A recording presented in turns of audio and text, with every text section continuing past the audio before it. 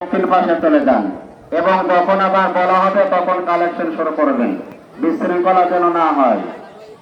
আপনাদের যাদের কালেকশন শেষ হয়েছে তো আপনারা টাকা জমা দিয়ে দক্ষিণ পাশে আবার চলে যান এবং লাইনের শুরু থেকে দাঁড়িয়ে থাকেন। যখন বলা হয় দয়া করে আপনারা কেউ চলে যাবেন না। অনেকের আমি দেখতে পাচ্ছি চলে যাচ্ছেন, মেহরবানি করে কেউ উঠবেন না। এখানে আমাদের মুরব্বীরা শুয়ে আছেন, আমাদের পূর্বপুরুষ অনেকেই এখানে শুয়ে আছেন।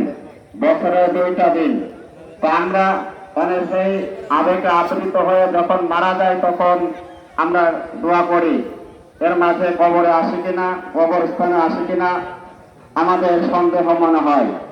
তো জমা করবে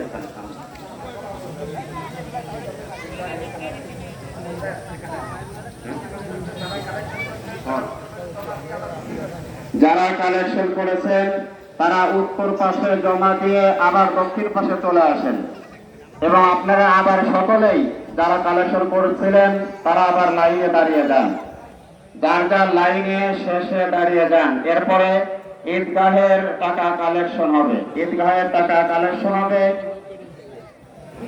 তো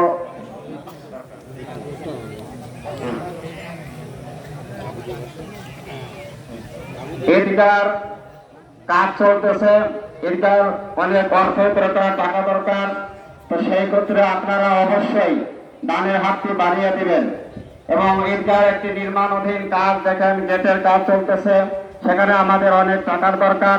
তো আপনাদের সকলের কাছে উদাহরণ আহ্বান যে আপনারা সকলেই এখানে হাত বাড়িয়ে দান করবেন।